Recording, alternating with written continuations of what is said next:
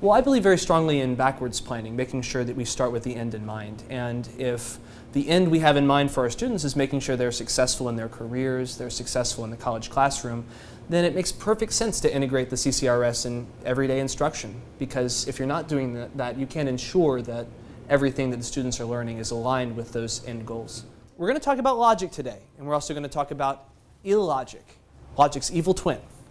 Today we learned about formal logic, the sort of things that students might encounter in a college course on logic. So we learned 4 basic types of logical statements, 4 formulas for logic, and also 4 formulas for illogical statements, so that students can distinguish when things are reasonable and when things are not so reasonable.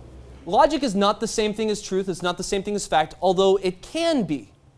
Logic relies very heavily on an introductory statement, a declarative statement, called a proposition.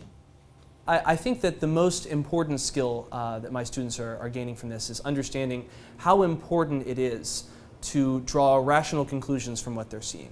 There are very similar statements that can be illogical or logical based just off of the turn of a word. And when my students, after my class, are going through college and also in their careers, they're going to have to pay very careful attention to what they're seeing so that they can make sure that their college career is as successful as it needs to be, and also to make sure that they're successful in their careers. On your whiteboard, just to start us off so I can understand where you're coming from, write for me what you understand that logic is. What do you think logic is? What I already do is very skills-based, very hands-on approach with the students so that they can create the things we're talking about in class. The CCRS and the lessons that we wrote over the summer supplement those things by providing additional types of application for the things they're already learning in class. For instance, with today's lesson on logic, the students already are familiar with critical reading, but now they're applying it in a new framework where they can think about critical reading, critical thinking in the sphere of logic, which enables them a little more power, a little more understanding of how to apply what they're learning to real life practices and also the sorts of things they're going to see in college in their careers.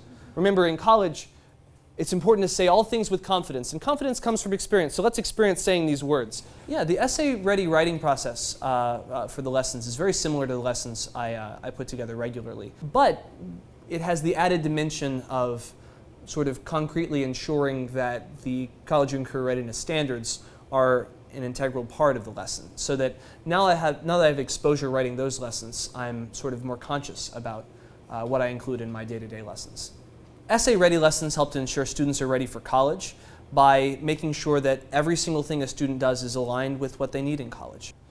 As you go throughout college, this might be important to you because you will need to take an MCAT or an LSAT, GRE. Sometimes in classrooms, what we do is very abstract. And while that may be good for some things, it's important that we ground what students learn in concrete things that they'll actually be seeing in their lives, in college and also in their careers. Write your exit ticket, show me on your way out. As always, drive safely, eat your vegetables, study hard, and I'll see you tomorrow.